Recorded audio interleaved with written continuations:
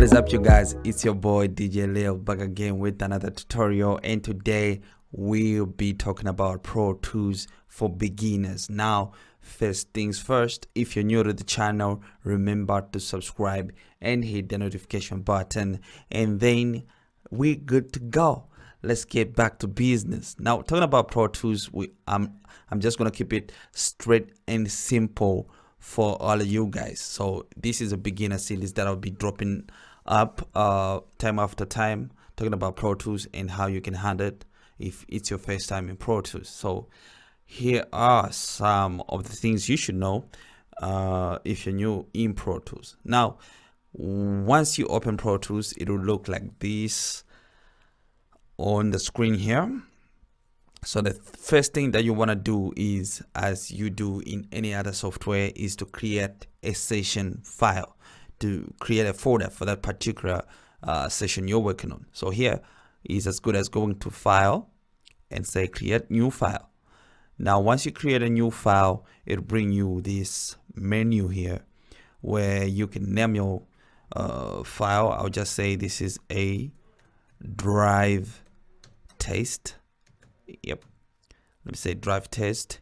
What you want to do here, down here on the settings, if your interface allows you to record in 24-bit, go ahead and do that, because it'll be beneficial for you. And if it can handle for 8 kilohertz or higher, you can try out the options, but for me, I'll go with 48 kilohertz, which is just perfect for me. And once that is done, you say create. All right, there. So now you got a new file. So as any other software I've come across, it really starts with about a tempo at 120 BPM.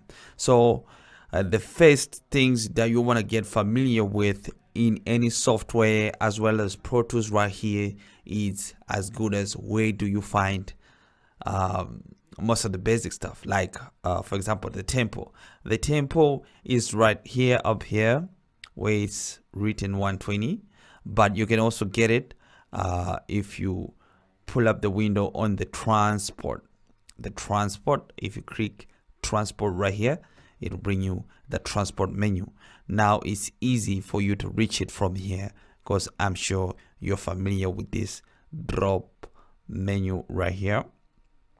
It's in most of the software, so it's as good as clicking right here and typing in your tempo. Let's say maybe 90, up or down 90, and as you can see, it also changes right here, right? So I think another way to do it, you can go ahead and click that right plus button on that channel, and then go ahead and just type in what tempo you want there, say 85, and say enter. Well, that does it as well. You can see it changes on both ends, right? Now that's how you get that tempo, and I think that's a little bit confusing when it comes to Pro Tools if it's your first time, but it's pretty much written here, so I'm sure most of y'all won't get lost at that. But one thing rather that is so confusing is how do you get the metronome here? Because if I play it, nothing whatsoever. You go in Cubase, you go in Reason, you go in or maybe not Reason, maybe Flow Loops. You go in most of the software is as simple as just pressing the C key on your keyboard and it pops up and everything just start working. Now here you really have to create that track separately. That's what's tricky. So without wasting more time, you go right here, up here where it's written track, then you click there with your left click, and you go down here and click track. Once you click that, you got your metronome track. So now once I hit space, let's see what happens.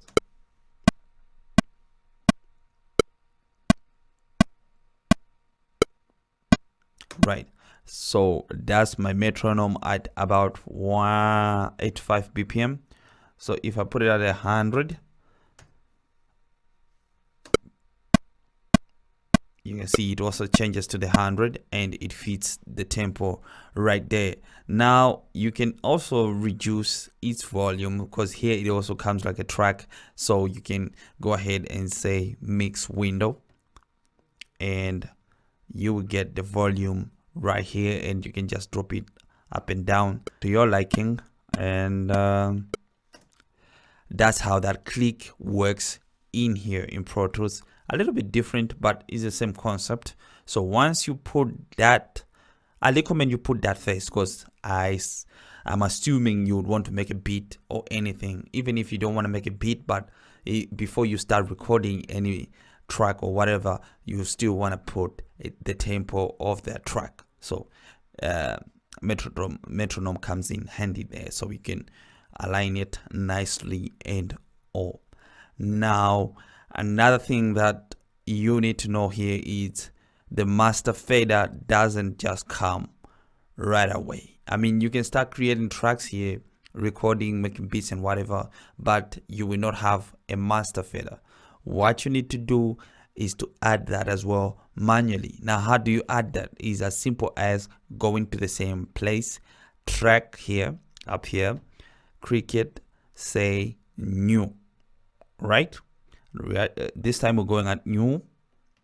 You click new, it brings up this menu here, and what you want to select here is a master fader, which is right here, and you can select that as stereo because everything will go through there and it's going out stereo. So that's what you need to do right there. And what you need to do is create. So now you got your master fader, but that click channel is not going through your master fader, and you don't need to worry about that because that's not what you wanted to do anyway, right? But you create an audio track here, and it will definitely go to your master fader. So how do you create an audio track? Is the same process. You go to track and add an audio track. Here you select audio track, is right here.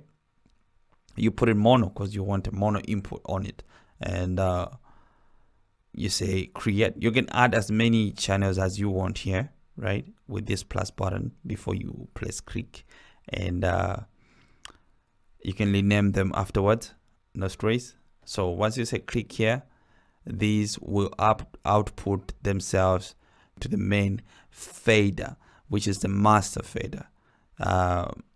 Talking about something else that is also helpful is how to set up or configure your audio in Pro Tools, right? So once you open Pro Tools, I'm pretty sure you want to record, make all the cool stuffs, and all. That's what I'm giving out right here, all the important stuff first, and then we'll move on to the other things in the next tutorial, right?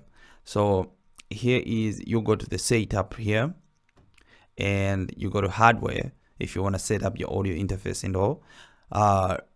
If you go to hardware now, you'll find out I'm using FL Studio ASIO drivers, and why that is because I'm making this video. But if I wasn't making this video, there I could have gone to my playback, and up here I could have selected my, I'm using UMC as your drivers, which is for the Behringer Euphoria UMC 404 HD. Or I could have gone with my Focusrite if I was using Focusrite, or PreSonus if I was using PreSonus.